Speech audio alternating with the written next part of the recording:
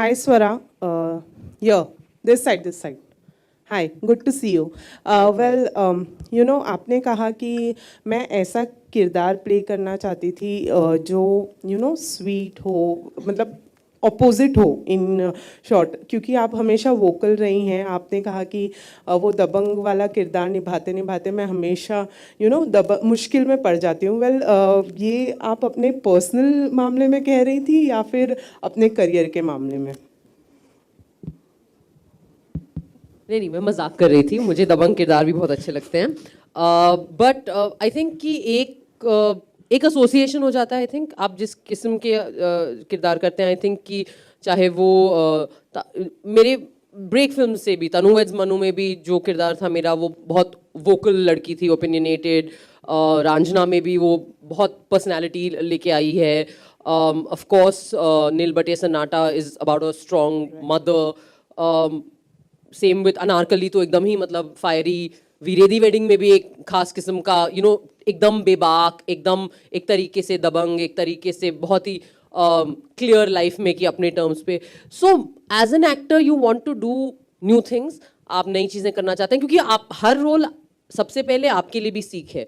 अगर मैं कुछ नया नहीं सीख रही हूँ अपने किरदार में, तो फिर मैं वो मेरी एक्टिंग में दिखने लगेगा, मैं कुछ नया नहीं कर पाऊंगी, एंड मेरा क्राफ्ट एक तरीके से स्टैग्नेट करेगा.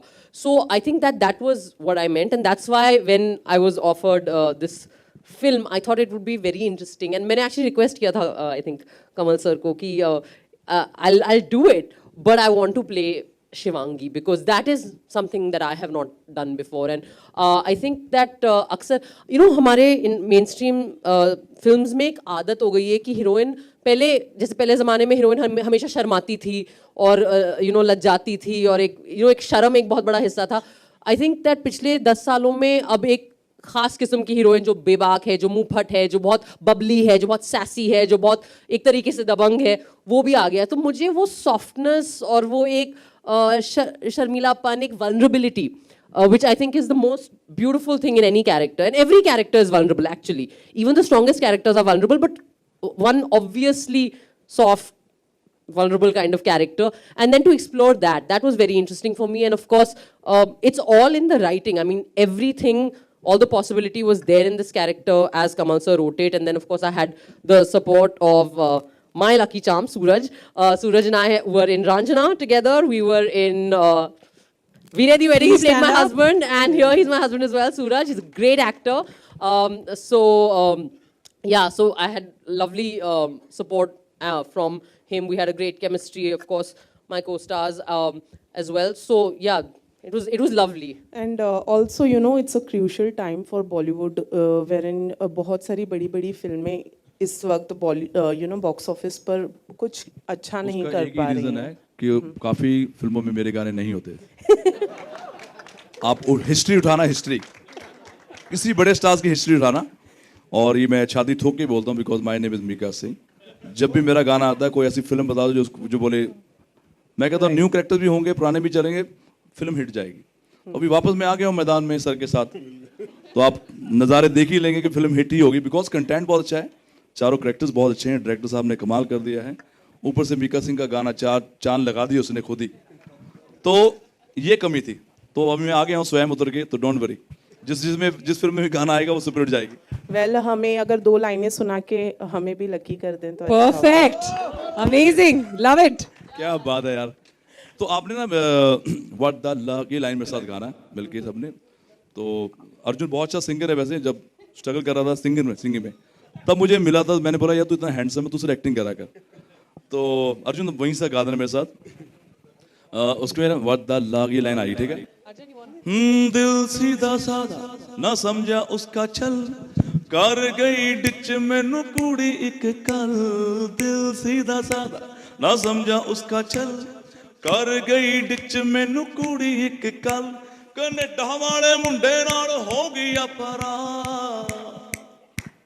My bad luck, what the luck?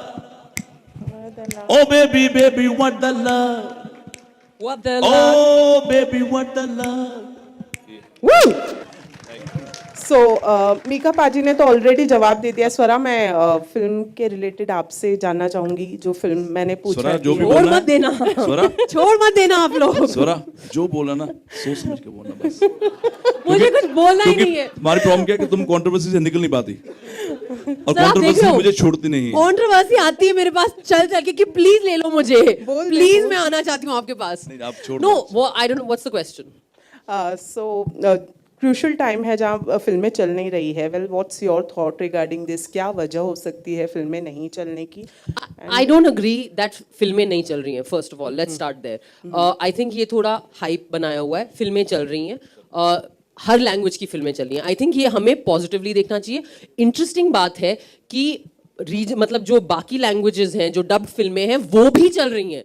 ये तो कमाल है ना यार। मतलब अगर डब फिल्में भी चल रही हैं तो मतलब फिल्में चल रही हैं। It's okay, it's not, it's I don't believe कि फिल्में नहीं चल रही हैं। इट्स जस्ट दैट हम उसको ब्रैकेट करके सोच रहे हैं कि ये तेलुगु है, ये तमिल है, ये हिंदी है। क्यों? ये फिल्में हैं, ये कहानियां हैं और लोग जा रहे हैं देखने। So I think it's definitely a time of change, but that's not bad. Change is good.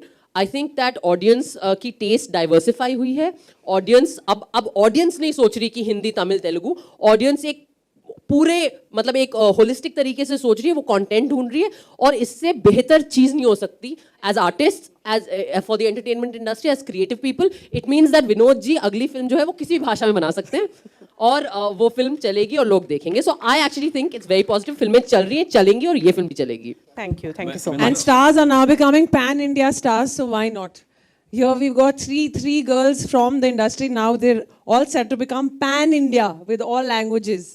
Hi. मैं सिर्फ थोड़ा सा ऐड करना चाहता हूँ। जैसे लास्ट जो भी एक तो पुष्पा चली है, RR, KGF, सबका म्यूजिक बहुत अच्छा था। Right. तो आप क्योंकि बीइंग अ सिंगर मैं ये बताना चाहूंगा, जितनी मूवीज आ रही हैं, आई थिंक लास्ट अभी केसरिया जो अरिजीत सिंह का सुपरहिट गाना जा रहा है, तो जब भी गाना अच्छा होगा लोग जरूर थिएटर तक जाते हैं। तो ये सब कई लोग कंटेंट बनाने के चक्कर में ना म्यूजिक को गायब कर देते हैं। आज चुरा लिया गाना, चुरा लिया है, आपको हीरो का नाम नहीं पता होगा उसका, लेकिन गाना सुपरहिट है। तो मैं चाहता हूँ कि जो भी डायरेक्टर और प्रोड्यूसर, विनोद जी आपको भी बोलना को, और ये डायरेक्टर जो आने वाले हैं, म्यूजिक अच्छा होना बहुत जरूरी है, चाहे एक गाना अच्छा हो।